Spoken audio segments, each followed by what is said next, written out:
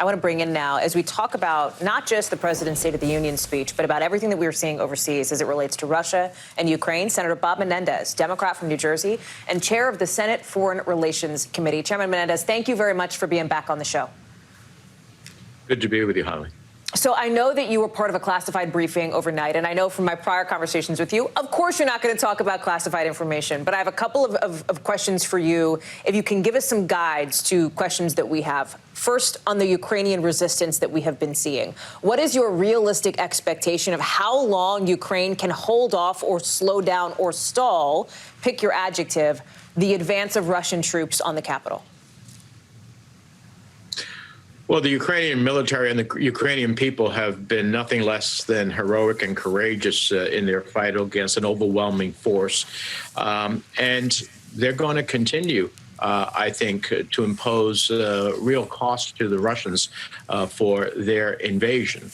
How much time will depend upon how massive the airstrikes, which we've begun to see today, that Russia is having on the capital city and the second major city. And if they are, as we saw today, were indiscriminate shelling on residential tenement buildings, ultimately is the standard that they're going to use, then it will be a tough haul for the Ukrainians. But that's why we're, just this past weekend, I got a call because the Senate Foreign Relations Committee has jurisdiction over arms sales and arms transfers to agree to a series of transfers of Stinger missiles and other lethal equipment to Ukraine. I agreed to it and is now in Ukrainian hands as we speak. So we're going to continue to give them the wherewithal to continue the incredible fight that they have led so far. There's been some discussion around the possibility of instituting a no-fly zone. The White House, the Biden administration, has been pretty clear that that is, it seems, a non-starter. Do you believe that the door should be shut to that option?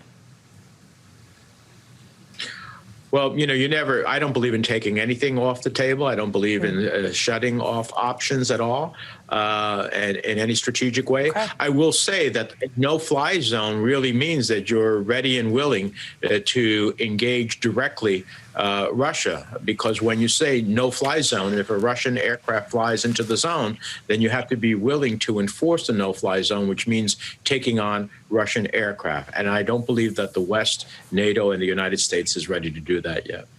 Let me ask you about a question that none of us necessarily truly know, which is about President Putin, Vladimir Putin's state of mind. I'm sure you've seen some of the reporting around this, raising questions about it. What can you share with us about your assessment of that? Well, over the last 2 years during the COVID reality, Putin has become more isolated, more in a bubble. And I think that has created a lack of certain reality. I don't know that anybody in his inner circle, because, telling truth to a dictator is a risky proposition. But if anyone in his inner circle said, the Ukrainians are not going to welcome us with open arms, they are not seeking our intervention, the West will have severe sanctions on you, I doubt that any of his inner circle or the oligarchs around him had the audacity to even suggest that to him. And so in that type of a bubble, and now facing an incredibly tough resistance by the Ukrainians, and in my 30 years of foreign policy, I have never seen the international community come together as one and levying the type of sanctions we have seen on banks, on oligarchs, on Putin himself, on the Central Bank of Russia, Nord Stream, and on and on and on, that has taken place. And I'm sure that he is reeling from that in terms of saying, how is it that, I am facing all of this when he probably had a different equation. He probably thought he could break up the EU and others.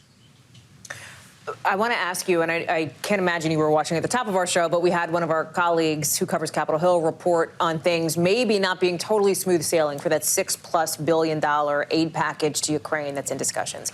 Can you tell us more about what is the issue? Is there an issue? Should we be doing more? And do you believe we're on a timeline, or that Congress would be on a track to get that done in the omnibus by March 11th?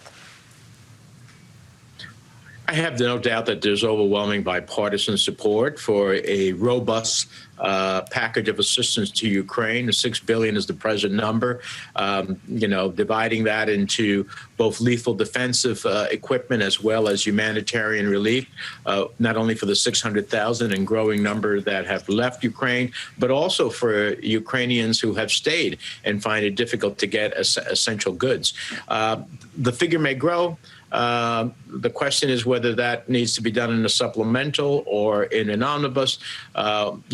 If we have agreement on an omnibus, it can go all together. But I have no doubt that there will be a robust package for Ukraine. Maybe $6 billion, maybe a little higher than $6 billion. Senator Bob Menendez, thank you very much for being with us on what I know is another busy afternoon and busy evening for you. It's good to see you. Appreciate it.